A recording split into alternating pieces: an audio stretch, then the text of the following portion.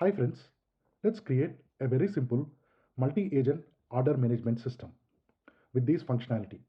Create order, check the status and update the delivery status.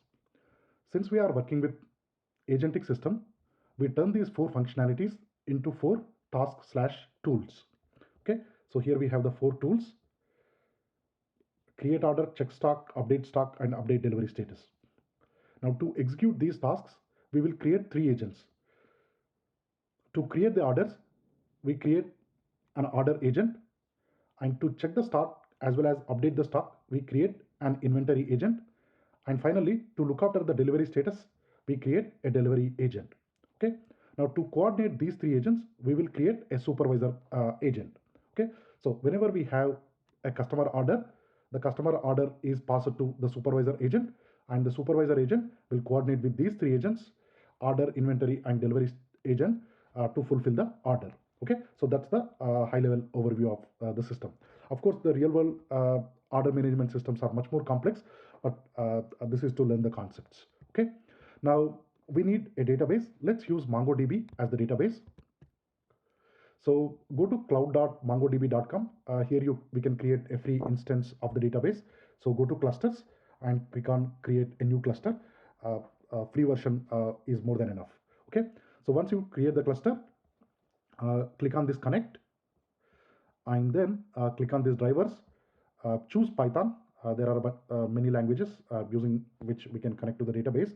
So choose Python, and then here we need this PyMongo library to connect to the database, and here is our connection string.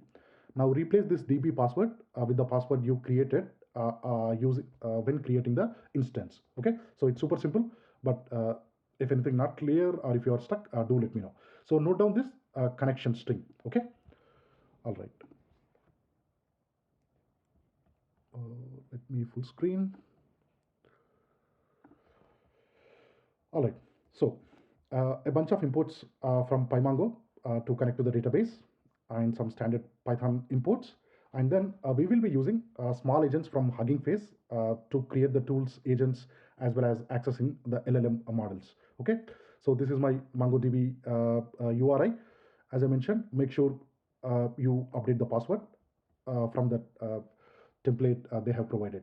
All right, so we create the client and we simply ping it to make sure that we are able to connect, that our connection URI is properly set up, etc. And you should see a message that something like this. Okay, so we are able to connect to the database. And then using the Mongo client, we connect to the database, or we create some another client for the database. Okay, all right.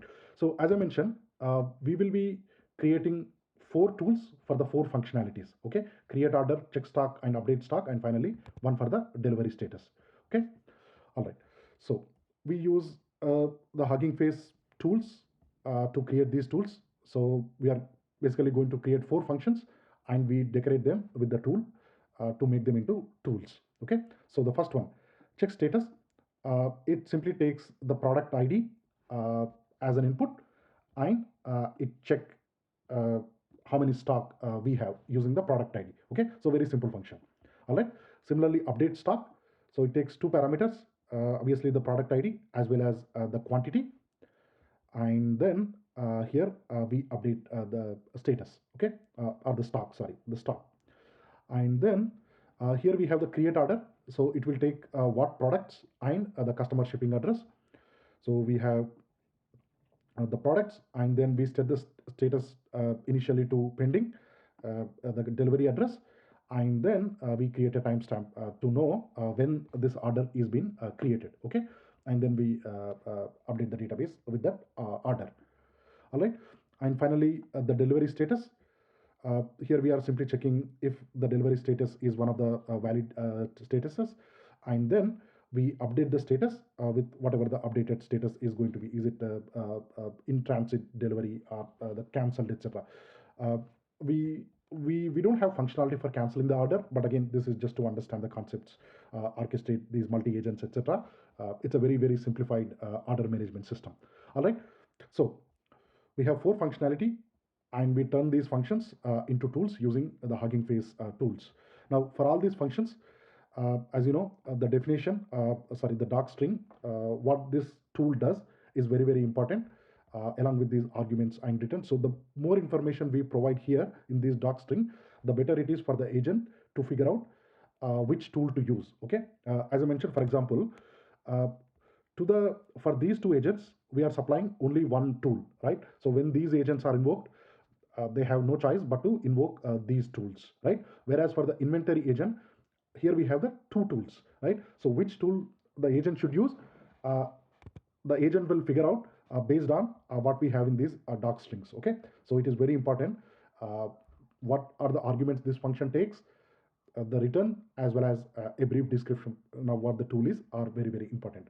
And also note, when this tool is invoked, these input parameters, we are not supplying these input parameters as they should be. We simply providing some instructions. The agent using an LLM figure out what are the input parameters required to this tool. Okay, so that's why it is very important we mention the input parameters along with their data types as well. Okay, all right, so we have created 4 tools. Okay, now so we are going to create this order management system, and obviously we need an LLM for these agents. So I tried a bunch of LLMs. Now, if you have access to Hugging Face API, this is a paid version. Use it. Otherwise, if you have access to OpenAI, Clouds, etc., you can use this light LLM. Okay, we simply supply the model name. All right. Now, okay, so we created the 4 tools. Now let's create these 3 agents. Okay, with the corresponding tools. All right. So the first agent, uh, for these tools, as for these agents, we will be using agents of type these tool calling agents. So these are agents which have access to a bunch of tools, and they are specialized in figuring out the appropriate tool and calling it. Now we can all of these tooling calling agents, they have their prompt. If you want, we can check those prompts as well. If needed, you can even modify those prompts. All right. Okay.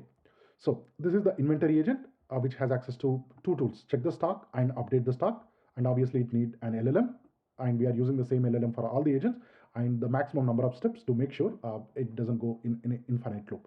All right. And then the order agent, which has only one job, which is to create the orders when it receives. Okay, the same thing. And finally, we have the delivery agent, simply to update the status, the delivery status of the order. All right, so we have created 3 agents. Okay, again, going back to the figure, we have created 4 tools, 3 agents, and assign the appropriate tools to each agent. Now, to supervise these 3 agents, now let's create a supervisor agent. Okay, so this is going to be a manager agent, and these 3 are going to be managed agents. Okay, so we turn these 3 agents into these managed agents, meaning they take instructions from their supervisor. Okay, so we turn each of these agents into these managed agents. Here we can give it a name and some short description, but we turn all these agents into these managed agents. Okay, and then we are creating the 4th agent, which is the supervisor agent. It's a code agent, and it can call other agents, it can orchestrate, so on and so forth. Okay, all right. The tools, it doesn't require any specific tools, because the only task the supervisor agent has is to assign the tasks to its follower, or not follower, its team agents. Okay, here we have the system prompt. So the agent task is 3. One, first, create the order and update the inventory and update the delivery status. Okay, all right. And then the LLM, here, as you can see, this one has managed agents. Okay, so the managed agents are these 3 agents. Okay, so to the supervisor, we supply the managed agents. Now, depending on the requirement, we can provide, since it is a code agent, it has access to the Python interpreter. It can generate the code and execute the code. But if you need any additional libraries outside of standard Python libraries, we can supply those additional inputs here. Here we are supplying time for the date times, timestamp, when the order is created, etc., and JSON. Okay, all right. So now that we have this supervisor agent, we can invoke this directly. But here we wrap that into a function called this process order. As you can see, the only thing it is doing is just invoking the manager agent. Now, this part is not important. because this is not part of the agent, right? This is just a standard Python function which is executing this command. Notice the difference between the standard Python function as opposed to these tools. Okay, so these tools will be invoked by the agent, so the agent will need to know what these tools does, what input they take, what output they return, etc., right? So the doc strings are very, very important for the tools, but not necessarily for the standard Python functions. Okay, so I hope that the distinction is clear to you. Okay, all right. So all we are doing is simply running the manager agent with the list of orders. Okay. Now we created the database, but we haven't inserted any products data into the database. So let's create a very simple function. So we connect to the database and we simply ingest a bunch of products into the database. So which has some ID, name, price, and how many there are. Okay. So this is how it looks like. Browse collections. So by default, it has this database sample mflix with a bunch of tables in it. But the one we created is this warehouse, so which has these products. Yeah, you can see we have these three products with each one with just four attributes: the product ID, the name, price, and quantity. Okay. All right. So we ingested the data into the database. That was successful, and now so we instantiate the order management system.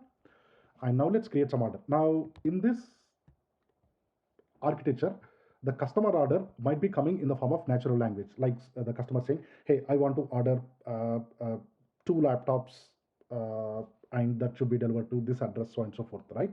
Now we can take the instructions in the natural language and we can use an LLM to convert them into the more structured format like this. Okay, so let's say we have done that.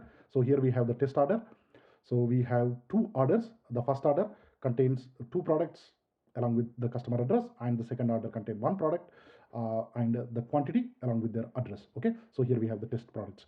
Now we simply invoke our order management system via this process order function we just created. Okay, so the process order, all it is doing is invoking the manager agent, which is what this is. So we are simply passing the customer order to the supervisor agent. All right. Okay, so I have tried with a few LLMs. I did not get the output quite right. Uh, Now, LLMs has many applications in the natural language space. We are not there yet using them uh, in applications like this because we need to get the SQL correct, because we will be updating the transaction database. So we really need to be very careful, and we need to have some guardrails, etc. But this is for thinking how these things might look like in the future. Okay, so the LLMs I have used, these are the 32 billion version models, right? But if the original notebook from Hugging Face, they have used the DeepSeek chat model from DeepSeek. So as you can see here, that's the full 700 plus billion parameter model. I don't have access to the DeepSeek, but this is how their output look like. Okay, so as we just saw, we have 2 orders, the first order with 2 products and the second order with 1 product. Okay, now this is how it looked like. So first, the supervisor agent, it called the create order tool as we would expect, and with the first order. Okay, so it's the product 1, the quantity 2 address, and then it called another create order with the second product, and finally the third create order with the third product, which is what we have here, right? So product 1, product 2, and product 3. Okay, so we are 2 customers are trying to buy 3 products.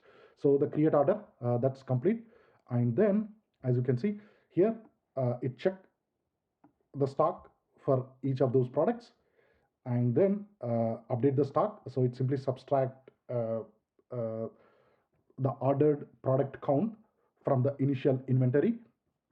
Okay, and it also updated the delivery status of those products to in transit, from I think from pending to in transit. Okay, so even this one output is not perfect yet, but as I said, this is how the order management systems might look sometime in the future, where we can take the instructions from the customers in natural language, and we manage the orders. Okay, uh, that's all for this video. If you find this content useful, please consider like, share, and subscribe, and share it with anyone who might also benefit. Thank you very much.